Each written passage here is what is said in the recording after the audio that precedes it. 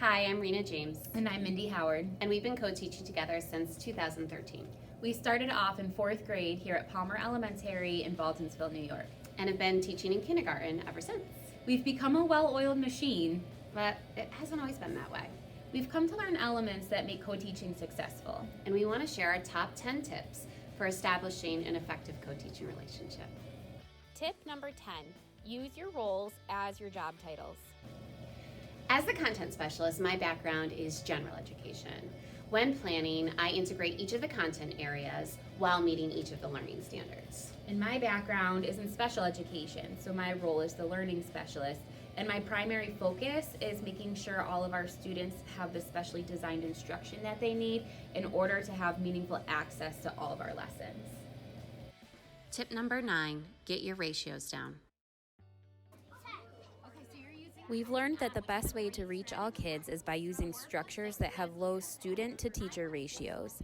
This gives every student more opportunity to be engaged, and it allows us to scaffold our instruction and informally assess as we teach. We especially love parallel and station teaching. When planning for these structures, it's important to think of the physical layout of your classroom. These structures also both require a high level of co-planning. During co-planning sessions, we discuss the individual lessons so that each of us feels confident. We also spend co-planning time talking about student groupings and making sure we vary our groupings often. Tip number 8, make your teaching more dynamic. Every day in the classroom is an opportunity for our students to evolve. In order to meet their needs as they change over time, we must be dynamic in our teaching. We have to create interactive lessons. We have to create fun, engaging moments for them to remember, and we have to create consistency in the relationships that we form with them. It is said that those teachers who love teaching teach children to love learning. Be those teachers together. Tip number 7, read each other's nonverbal communication. Pan. You're going to take out your magic wand. Turn the word pan into tan. Only have to change one letter. One tile back. Tip number 6, support each other's personal lives.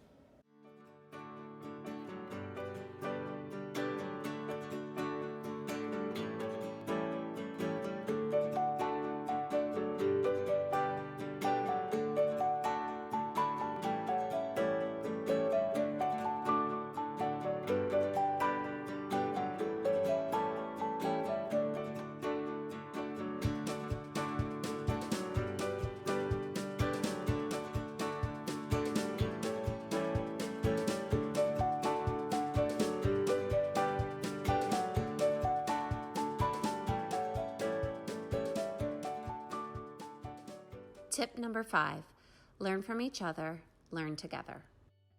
We learn and grow from each other's strengths. As individuals, we're unique, but when we come together, we have so much more to offer in all aspects of our profession.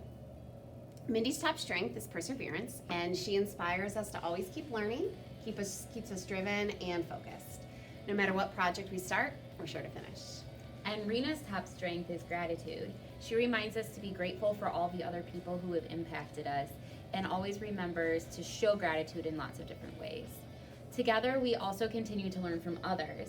We love to go to workshops, read professional texts, listen to podcasts, and all of these different forms of professional development help us to stay motivated to continue improving our teaching in our own classroom. Tip number 4, present as a united front. One part of presenting as a united front is that we carefully choose the language that we use. One of the first things that we did when we became co-teaching partners was to replace the words I, me, and my with the words we, our, and us. We use this language with our students, families, other teachers, and our administrators. Another part of presenting as a united front is to make sure that we have strong communication around decision making. Prior to going to meetings, we need to be on the same page with what decisions need to be made. And so we make sure that we've had those discussions ahead of time. Over the years, this has built trust so that we feel confident in each other's decision making. Tip number 3, set goals together. Having a common vision in your co-teaching partnership is essential. We borrowed ours from author Bell Hooks. To teach in a manner that respects and cares for the souls of our students is essential if we are to provide the necessary conditions where learning can most deeply and intimately begin. Tip number 2, allow yourself to be vulnerable. Having vulnerability is a key component to a successful co-teaching relationship. Brene Brown explains it beautifully. The most life-changing is that vulnerability is the center of difficult emotion, but it's also the birthplace of every positive emotion that we need in our lives: love, belonging, joy, empathy. Tip number 1, trust one another. I honestly couldn't imagine coming to work each and every day if you and I didn't have the trusting relationship that we do. We've built up trust over the years instructionally and with communication and with behavior management. It's really the root of everything. It really is. It's the reason the relationship that we have is as successful as it is. Don't give up! Persevere! Thanks for watching our top 10 co-teaching tips. Follow us on Instagram at the Co-Teaching Cocoon.